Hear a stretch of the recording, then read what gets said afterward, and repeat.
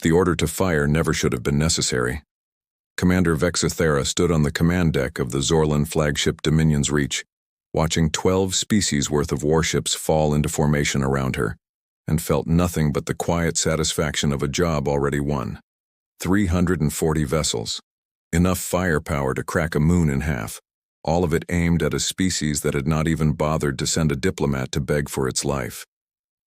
"Position confirmed," said her sensor officer, a Trevani with 4 eyes and no patience for ceremony. "Human home system is 11 hours out. No detected defense fleet.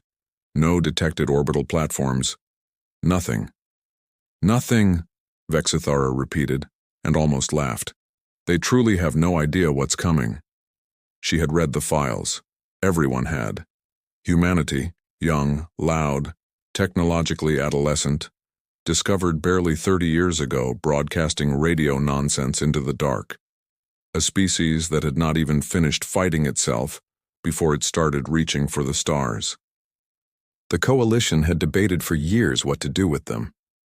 In the end, the decision had been almost bureaucratic in its coldness. Their system sat on a resource-rich stretch of space that 6 different coalition members wanted, and humanity was inconveniently sitting on top of it. No formal declaration. No warning. Just a fleet, and an order, and a species that would wake up one morning to find its sky full of enemies. It should have been simple. Then the sensors screamed. "Contact," the Trevani said. And this time there was no patience in his voice at all, only confusion. "One contact, translating in at the edge of the formation. Range." He stopped. Started again. "Range is wrong. It's inside our perimeter. It's already inside our perimeter." Vexithera turned to the tactical display just in time to watch a single point of light bloom into existence in the dead center of her outer screen, as if it had always been there and the universe had simply chosen that moment to admit it. One ship. The display struggled to render it. Hull dimensions flickered between numbers that didn't agree with each other. Mass readings spiked and vanished. For 3 full seconds, the computer simply refused to classify the vessel at all, throwing up a blinking unknown where a threat designation should have been. "Magnify," Vexithara said. "Quiet now." The image resolved on the main screen. A long, matte black hull, unlit, unmarked by the aggressive angles and weapon blisters every warship in the coalition wore like armor. It looked less like a machine of war and more like something that had been carved out of the space around it, a wound in the starfield shaped like a ship. Along its flank, barely visible, ran a line of characters in the blocky Latin alphabet humans favored, Kalinan's vow. "One ship," her second-in-command said from beside her, disbelief written across every line of his face. "One human ship, against 340. "Hail it," Vexithara ordered. "Let's hear what kind of madness thinks that's a fair fight." There was no response. Not silence, exactly. The comm board registered an open channel, a connection made, but nothing came through it. No voice, no demand, no plea for mercy. Just a steady, patient quiet that somehow felt worse than any threat could have. "Fire a warning shot," Vexithara said. "Forward battery, wide of their hull. Let's see if they understand plain language, even if they won't speak it." The shot left the Dominion's Reach clean and true, a lance of superheated plasma tracking exactly where it was told to go, aimed to pass close enough to rattle a crew's nerves without touching a single plate of their hull. It never arrived. Vexithara watched the shot's projected path on the display, watched the actual telemetry feed beside it, and watched the 2 lines diverge in a way that made no physical sense. The shot didn't miss. It didn't get intercepted. It simply stopped mattering, its energy bleeding away into nothing a full 2,000 kilometers before it should have crossed the human ship's position, as if the space around the vow had quietly decided the laws of physics were optional in its immediate vicinity. "Report," Vexithara snapped, and for the first time in decades felt something that was almost close to fear. "I don't, Commander. Our sensor grid is desynchronizing. Formation 7 is reporting collision alerts. Formation 7 is reporting multiple collision alerts. On the tactical display, 3 of her forward escort ships, vessels with collision avoidance systems so advanced they hadn't recorded an accidental impact in over a decade, began drifting off their assigned vectors. Not violently, not dramatically, just slowly, gently sliding out of formation like pieces on a board being nudged by an unseen hand, their navigational computers reporting no fault, no malfunction, nothing but confident, mistaken certainty that they were exactly where they were supposed to be. 2 of them touched. A glancing scrape of hull against hull that should have been impossible for ships piloted by AI, 1,000 times faster than any organic reflex. The third clipped a support vessel behind it and tore a gash along its port flank, venting atmosphere into the black in a bright, silent spray of frost and debris. Alarms lit every board on the Dominion's Reach's bridge at once. "Pull the formation back," Vexithara said, forcing her voice level even as her hands out of sight below the console had curled into fists. "Full retreat to standard dispersal. I want every ship 5,000 kilometers from that thing until we understand what it's doing to us." "Understood. Commander, wait. It's not moving." She looked. He was right. Through everything. The drift, the collisions, the slow unraveling of a formation that had held perfect discipline through 6 border conflicts. The Kalinan's vow had not altered its position by so much as a meter. It sat exactly where it had translated in, silent, dark, patient, while 340 ships built by 12 different civilizations flailed around it like a struck hive. Aboard the vow, the bridge was quiet in a way that had nothing to do with the chaos unfolding outside its hull. Captain Elena Reyes stood at the center of it, hands loosely clasped behind her back, watching the same tactical feed the Zorlan commander was watching, from the opposite side of an equation neither of them fully understood yet. She was younger than the legend that would eventually attach itself to her name. Mid-30s, dark-haired, a face that had learned early to give away nothing it didn't choose to. Around her, a small crew worked their stations without urgency, without the frantic energy of people facing 340 warships. They moved like people who had already done this before and knew exactly how it would go. Only one station stood empty of conversation. At Tactical, a woman with pale, too still eyes and a long scar tracing her jaw watched the enemy fleet's disintegration without a single word, her hands resting flat on her console as if she were listening for something beneath the noise. She had not spoken since the vow had left dock. No one on the bridge had asked her to. "They're pulling back," reported the helm officer, a broad-shouldered man named Okafor, who had flown 100 worse odds than this and never once shown it on his face. "Trying to reform at range." "Let them," Reyes said. "Captain, with respect, we could press the advantage. Their formation's broken. We could..." "Hold position," Reyes said again, and this time there was something final in it, something that closed the conversation before it could go any further. "We're not here to press an advantage, Okafor. We're here to let them come to us." He didn't ask why. None of them did. They had all read the same files she had, carried the same weight she carried, and understood, even if they couldn't yet explain it to an outsider, that today was not about winning a battle. It was about making sure a fleet of a dozen species finally understood, in their bones and not just their sensor logs, exactly what kind of mistake they had walked into. On the display, the coalition fleet steadied itself at a wary 5,000 kilometers. Hundreds of guns reorienting toward a single, motionless target that had not fired a single shot and had already broken their formation without trying. Reyes watched them regroup, her expression unreadable, and allowed herself one quiet thought that she did not share with her crew. This is only the beginning of what they don't understand yet. Behind her, the tactical officer's hands tightened almost imperceptibly against her console, the first movement she had made in over an hour. On the far side of the fleet, deep within the flagship of the newly reformed coalition line, a communications officer turned to Vexithara with a message that had just arrived from High Command, a message that would change the shape of everything that came next. "Commander," he said, "they've recalled you. Admiral Daskar Ray is taking direct command of the operation. He's bringing the 9th and 12th fleets."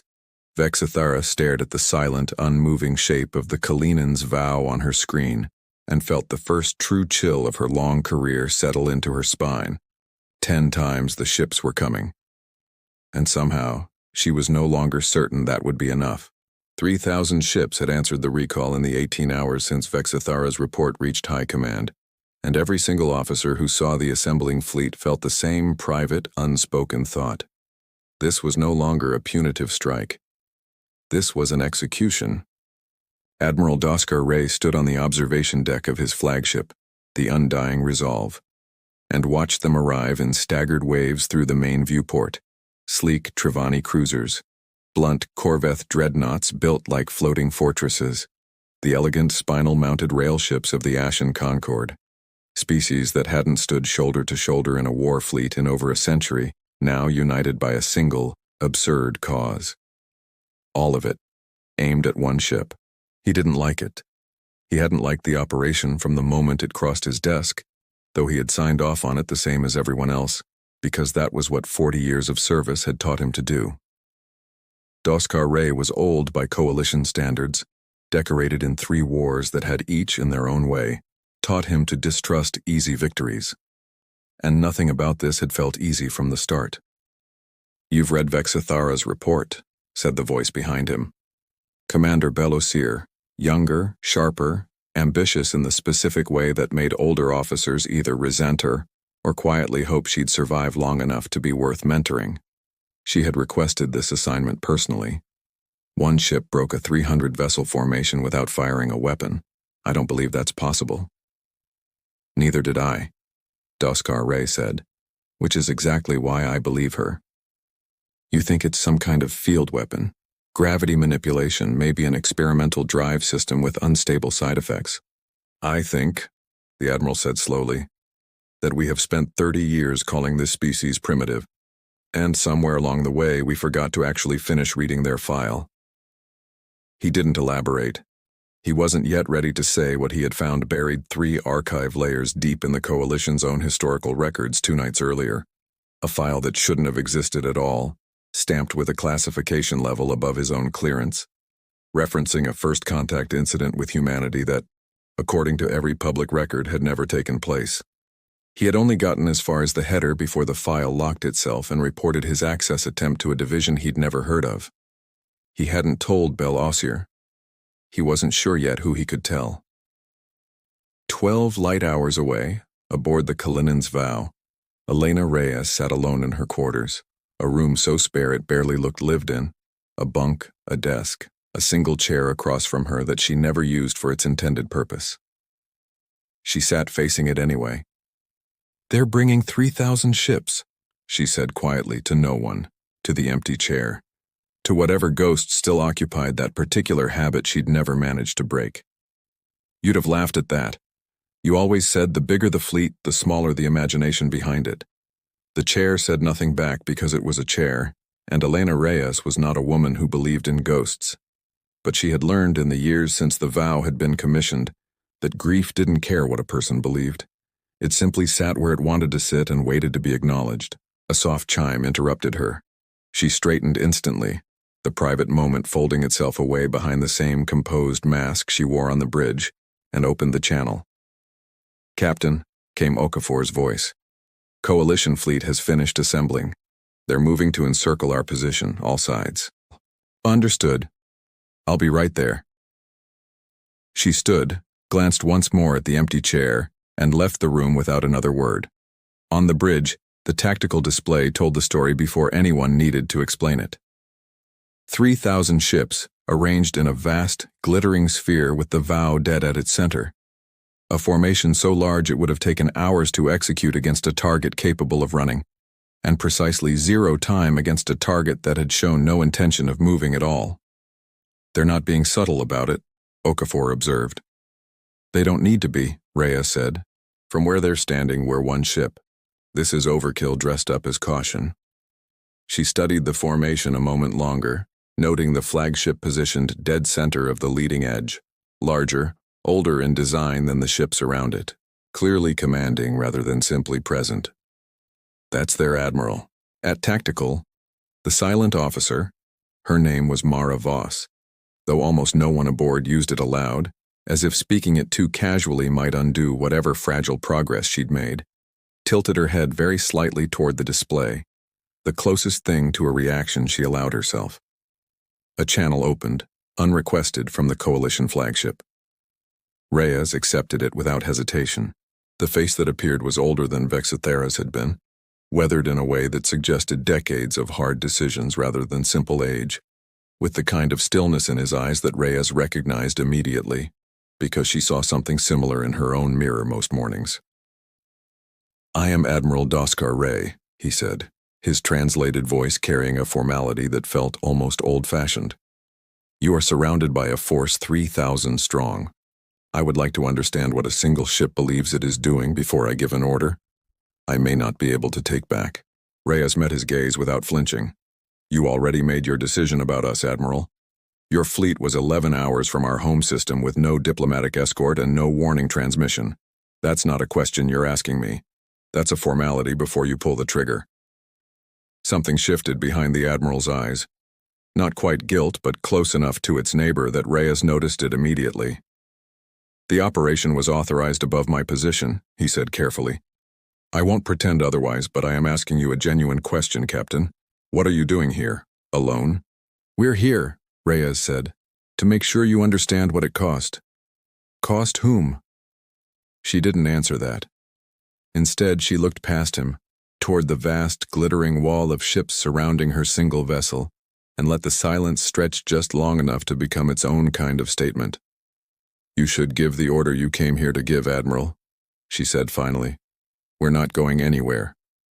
The channel closed on his hesitation, not hers. Belasier had watched the exchange from the secondary command chair, jaw tight, patience thinning by the second. She's stalling, buying time for something. Reinforcements, maybe, or that field effect to recharge whatever it is. "Or she's telling the truth," Doskar Ray said, "and simply isn't afraid of us." "Nothing sane is unafraid of 3,000 ships, Admiral." He didn't answer that either because he didn't disagree and he didn't like what it implied. He gave the order anyway, not because he wanted to, but because there were limits to how long an admiral could hesitate in front of his own fleet before hesitation itself became a kind of failure. "All batteries," he said. "Fire at will." The response was immediate and total. 3,000 ships opened fire in the same instant, a storm of plasma, kinetic rounds, and directed energy converging on a single point in space, with enough combined force to have vaporized a small moon. For one blinding second, the Kalinan's vow vanished entirely behind a wall of light, bright enough to wash out half the fleet's external sensors. Doskar Ray watched the display without breathing, waiting for confirmation of a kill that, by every law of physics he understood, should have arrived instantly. It didn't come. As the light faded and sensors recalibrated, the tactical display resolved into something that made the bridge of the undying resolve go utterly silent. The Kalinan's vow sat exactly where it had before, untouched, unmarked. Not a single scorch line along its dark, silent hull. Every shot fired by 3,000 ships had missed.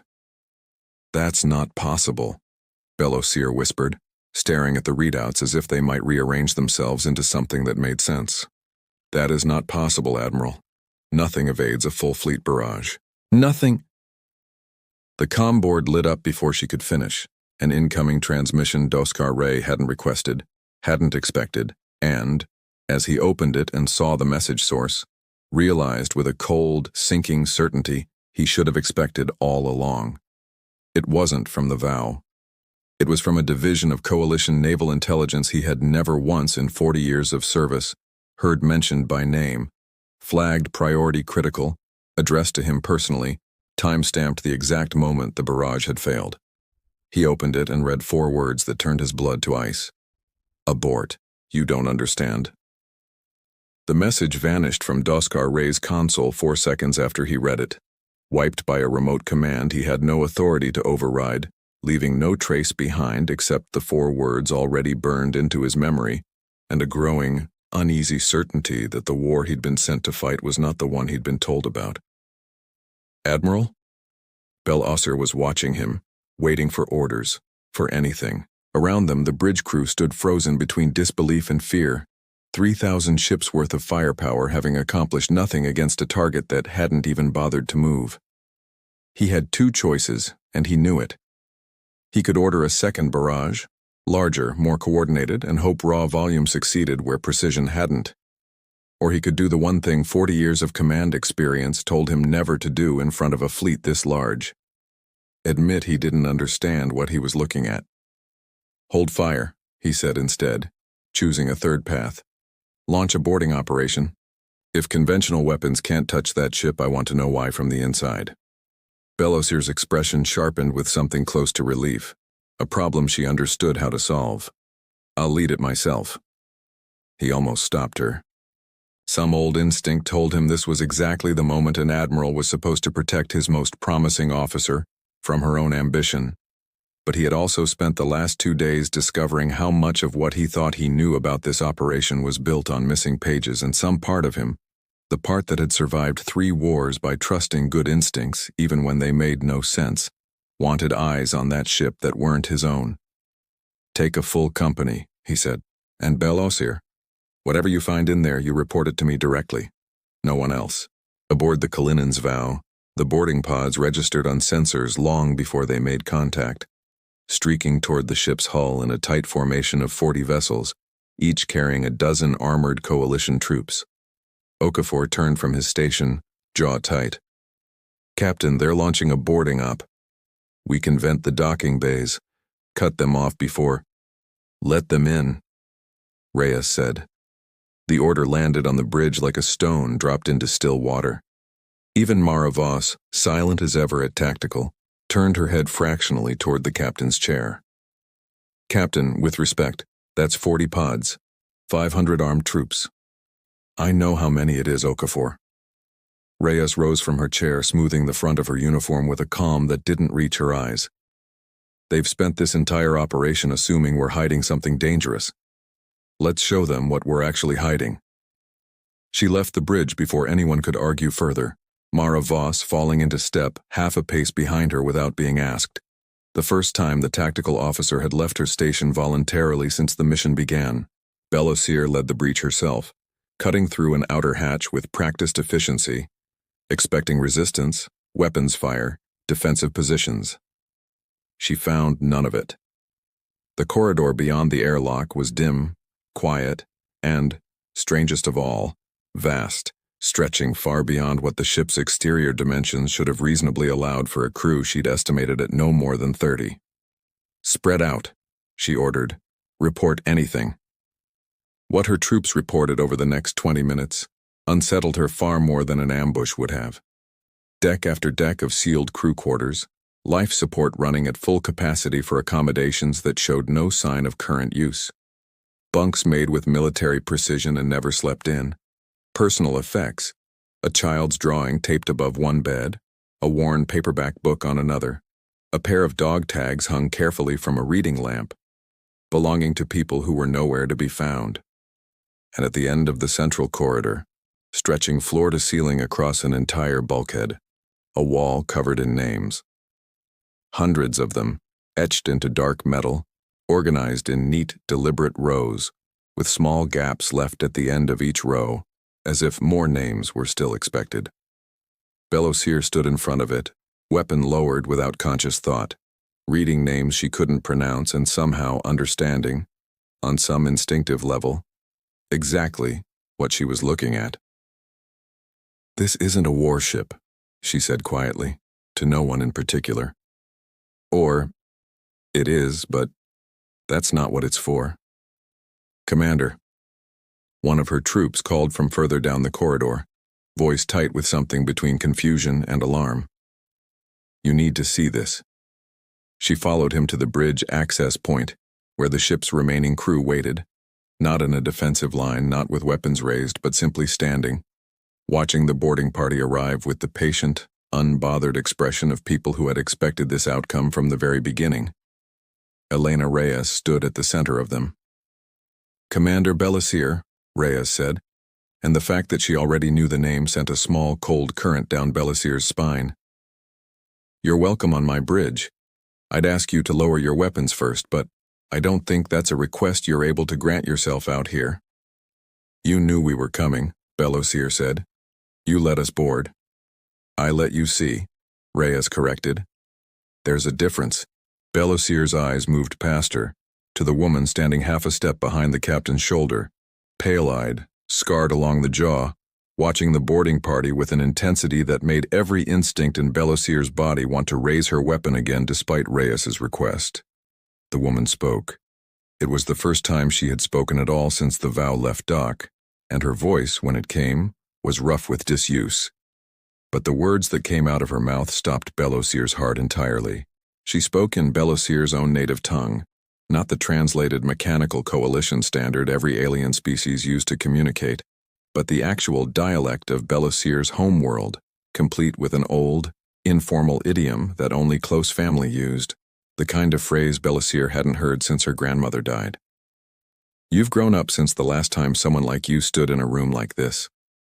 Belosir's weapon lowered on its own, her hand no longer entirely under her control. How do you know that phrase? How do you know my language?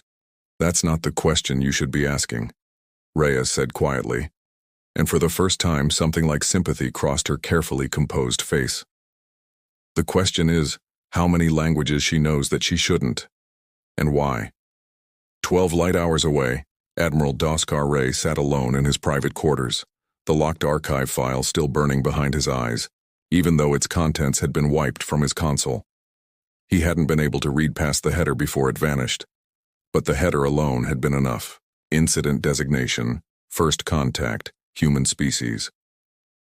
Redacted years prior to official discovery date. Status, classified. Survivors, unaccounted for. Official discovery date, not the actual first meeting. A phrase that implied, with a bureaucratic coldness that made his stomach turn, that the Coalition's real history with humanity went back much further than anyone in the public record had ever admitted, and that whatever had happened in that first true encounter had been significant enough to bury 3 archive layers deep and lock behind a clearance level above an admiral's. He was still turning that thought over when Belosir's report came through, flagged urgent, addressed to him alone as instructed. He opened it and read 4 lines that made the archive file's 4 words feel suddenly less like a warning and more like a confirmation. Ship is not primarily a warship. Interior configured for large uncrewed population. Quarters, life support, memorial wall bearing hundreds of names. Captain and 1 crew member demonstrate knowledge that should not be possible. Recommend immediate withdrawal pending further intelligence. Doskar Ray read it twice, then a third time, his mind racing to fit these new, impossible pieces against the redacted file he'd glimpsed and lost. A ship built for hundreds who weren't aboard. A wall of names. A crew member who spoke languages she had no business knowing. He was still composing his response when every alarm on the undying resolve erupted at once, and a junior officer's voice cut across the bridge, shaking with a fear that needed no translation. Admiral, the boarding party's shuttle bay, the empty crew quarters on the human ship. Sir, they're not reading empty anymore.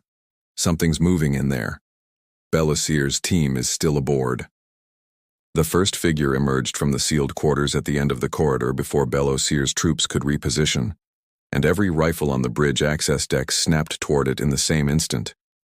Only for none of them to fire, because none of them could quite process what they were looking at long enough to pull a trigger.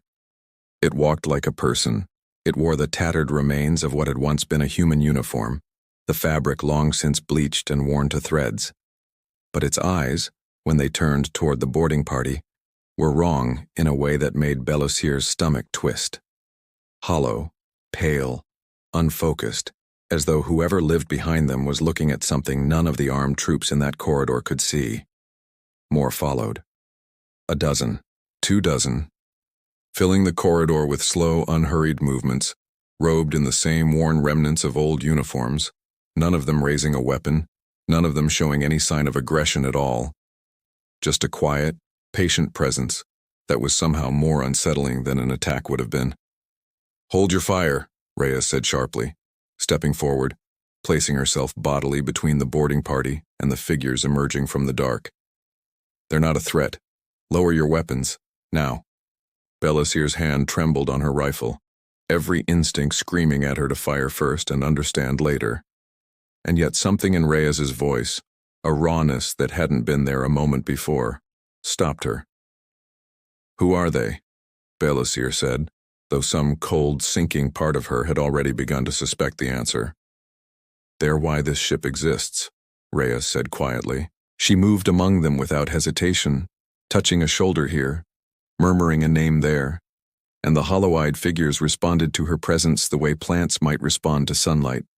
A subtle straightening, a fractional focusing of their unfocused eyes, as if her simple proximity pulled them a little further back toward whatever they had been before.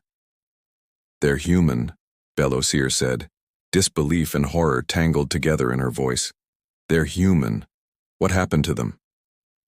Reyes didn't answer immediately. When she did, her voice had lost every trace of the composed captain who had greeted the boarding party minutes earlier, replaced by something rawer, older, worn down by years of carrying exactly this weight. 31 years ago, a human deep space survey vessel encountered an unknown fleet at the edge of what we thought was empty space, she said. It wasn't a coalition fleet, not officially, not on any record you've ever been shown. It was a splinter faction. Renegades.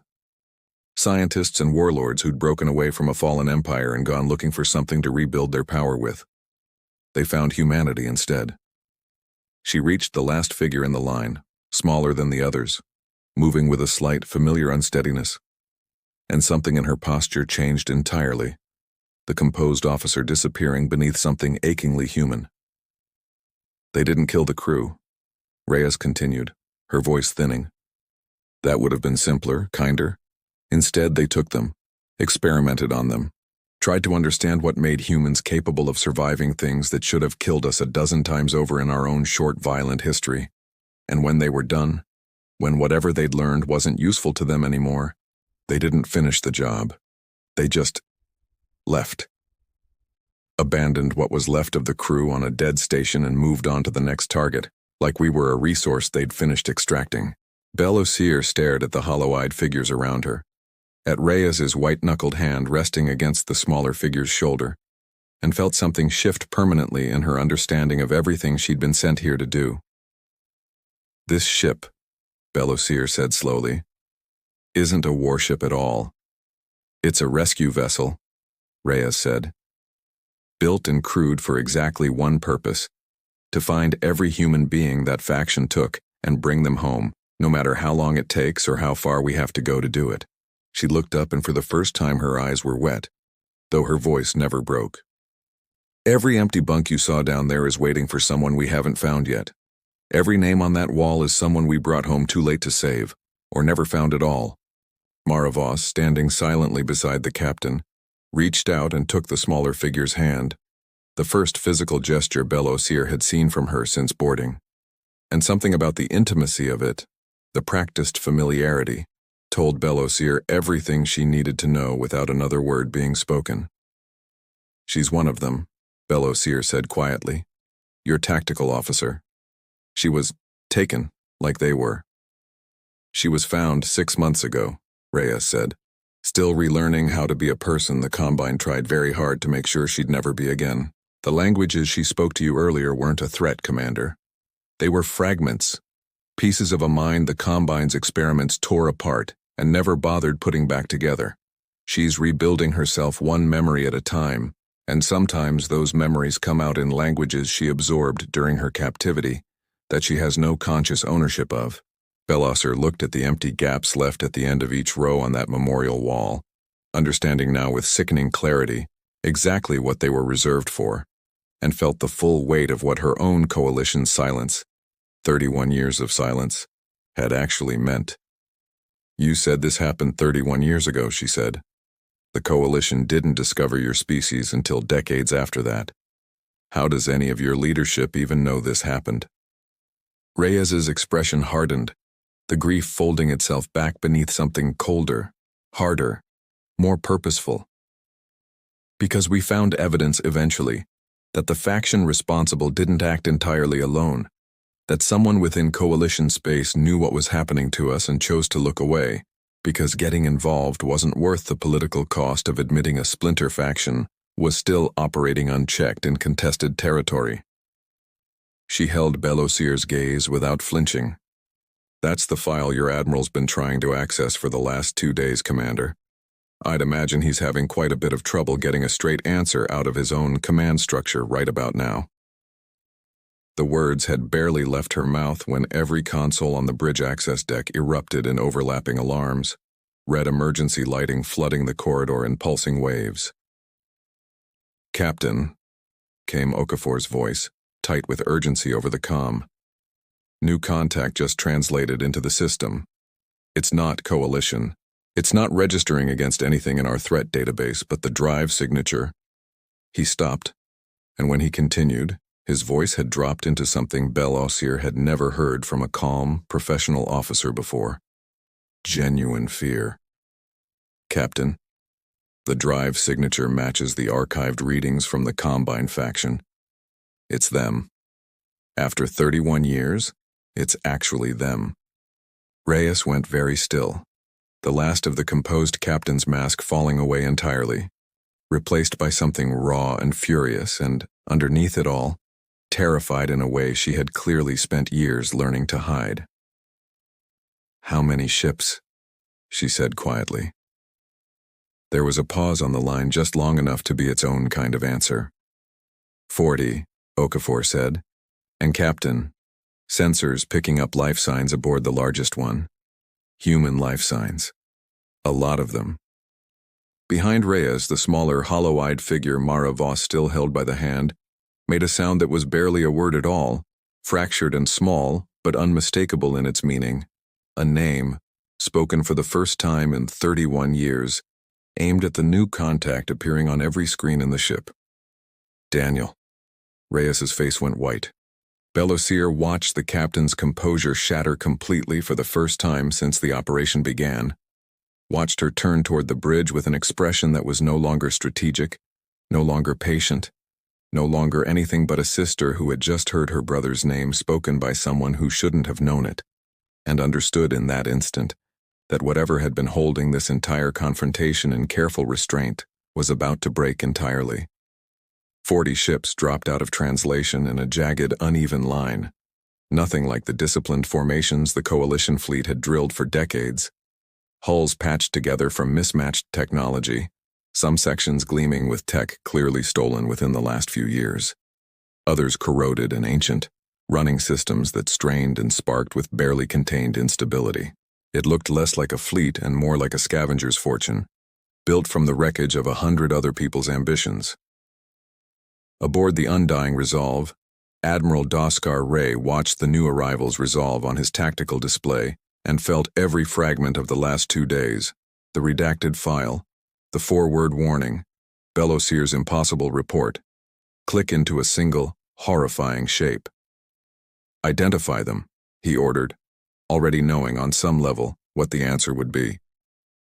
"Drive signatures don't match anything current in Coalition records," his sensor officer reported, voice tight. "But there's a partial match against an archived threat profile from 31 years ago. Designation, the Korast Combine. Status was listed as destroyed. Remnants scattered." "Someone forgot to actually destroy them," Doskar Ray said quietly.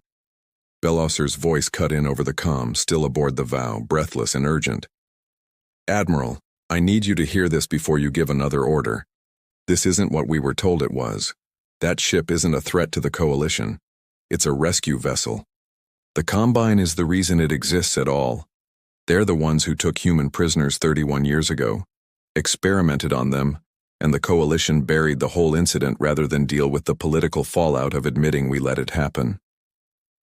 The bridge went silent around him.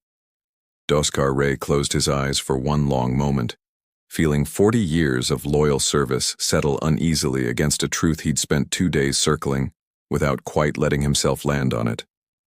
"Confirm your report," he said. "All of it. Human survivors still alive, still held?" "Confirmed, sir. And there's more. The Combine ship just arrived has active human life signs aboard. A lot of them." Doskar Ray looked out at his 3,000 ships, positioned to destroy a single vessel that had turned out to be the only thing in this entire system actually trying to right a 31-year wrong, and made the decision that would define the rest of his career in the span of about 4 seconds.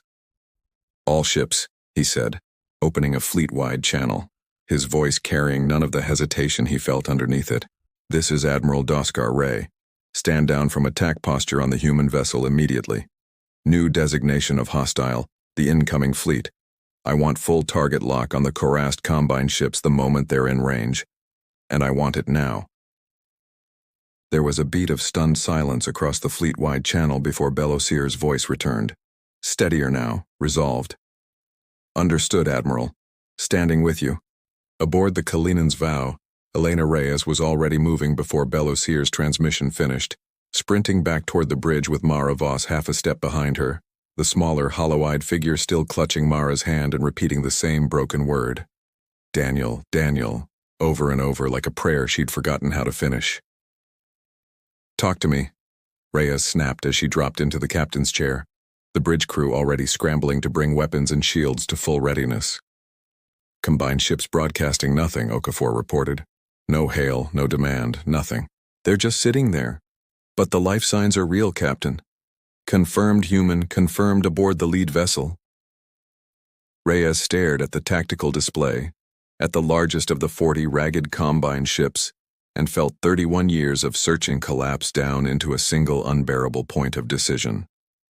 "Full power to forward shields," she said. "We're going in." "Captain, that's their flagship. We don't know what defenses." "I know what's aboard it, Okafor. That's enough." Her voice cracked just slightly, just once, before she forced it back under control. "Set an intercept course. We're not waiting for the coalition fleet to finish deciding whose side they're on." The Vow surged forward, its strange space-bending defenses, the same ones that had turned aside 3,000 ships' worth of weapons fire without a scratch, flaring to life around it as it cut directly toward the heart of the Combine formation. Behind it, true to Doskar Ray's order, the reformed coalition fleet began matching vectors, guns swinging away from the ship they'd been sent to destroy, and onto the fleet that had actually earned that fate. The Combine responded instantly, their unstable, cannibalized weapons opening fire in a chaotic barrage that lacked the coalition's discipline, but made up for it in sheer, unpredictable violence. Energy discharges that didn't behave the way energy weapons should, warping and arcing in directions that made no sense, because they were built from fragments of technology the Combine had stolen and never fully understood, including, Reyes realized with a cold jolt, fragments that looked disturbingly like corrupted, half-functional versions of the Vow's own spatial systems. "They're firing something that's bending space," Okafor called out, alarm sharpening his voice. "Not clean, not controlled, but, Captain, it's interacting with our shielding in ways it shouldn't." The first hit landed before he could finish the sentence, and for the first time since the operation began, the Kalinan's Vow shuddered. Real damage. Real fire, licking along a breached section of outer hull. Real casualties, somewhere below decks. An alarm reporting a hull breach on Deck 7 with an urgency that made every member of the bridge crew go pale. Reyes didn't flinch, didn't slow. Hold course. Mara Voss at Tactical was working her console with a focus that had nothing to do with silence anymore, pulling up records, cross-referencing corrupted signal patterns against something buried in her own recovered memory. Patterns she recognized on some deep, terrible level because she had lived inside a version of this technology herself. "Captain," she said, her voice steadier than it had been in months. "I know their weapon architecture. I can disrupt it. Give me access to the forward array."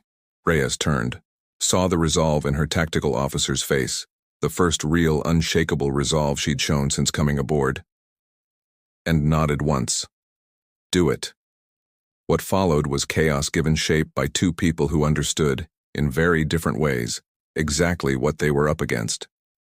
Mara Voss fed disruption patterns into the Vow's forward defenses, unraveling the Combine's corrupted weapons fire from the inside, while Reyes drove the ship deeper into the heart of the enemy formation, ignoring every tactical instinct that screamed at her to hold back, because somewhere ahead of her, aboard that ragged, dying flagship, her brother was still alive after 31 years, and she had not come this far to stop short of him now. The Combine flagship loomed ahead, its hull scarred and patched with 100 different scavenged technologies, and Reyes felt the Vow shudder again as it finally breached the vessel's outer defenses, forcing its way close enough to attempt a hard dock. A channel opened, unbidden from the Combine flagship, the first communication the enemy fleet had offered since arriving. The face that appeared on the screen was gaunt, pale, dressed in robes not unlike the ones worn by the hollow-eyed survivors aboard the Vow, except this figure's eyes were sharp, calculating, entirely present. "Captain Reyes," the figure said, and the casual familiarity in the use of her name sent ice through her veins. "You've grown into quite the legend since we last had the pleasure. I confess I didn't expect you to come running quite this fast." "Where is he?" Reyes said, her voice a low, dangerous thing that barely resembled the composed officer who'd faced down Doskar Ray hours earlier. "Where is my brother?" The figure smiled, slow and unhurried, entirely unbothered by the 40 ships burning around him, or the desperate captain glaring at him from the other side of the channel. "Alive," he said. "For now. Though I imagine you'd like to know something else before we discuss terms, Captain. Something your coalition friends have spent 31 years very carefully not telling you." Reyes's jaw tightened. "There's nothing you can tell me that changes what happens next." "Oh, I think this might." The figure leaned closer to the screen, and whatever remained of his humanity seemed to drain entirely out of his expression, replaced by something cold and proud and utterly without remorse. "The filtering, Captain. That great catastrophe your species survived. The one your historians still can't fully explain. The one that nearly wiped your people out before you ever left your solar system." His smile widened. "It wasn't natural. We know because we were the ones who engineered it." For one long suspended moment, nobody on the bridge of the Kalinan's Vow said anything at all. Elena Reyes stared at the gaunt, smiling face on the screen and felt the words land somewhere far deeper than anger, somewhere down in the foundation of everything she'd ever understood about her own species' history. The filtering, the near-extinction event humanity had spent generations rebuilding from, the disaster every human historian had puzzled over for decades without ever finding a satisfying cause. Not natural, engineered. By the same people who had, 31 years later, decided humanity's survivors made interesting test subjects. "You're lying," she said, though even as the words left her mouth, she could hear how little conviction they carried. "Am I?" The figure's smile didn't waver.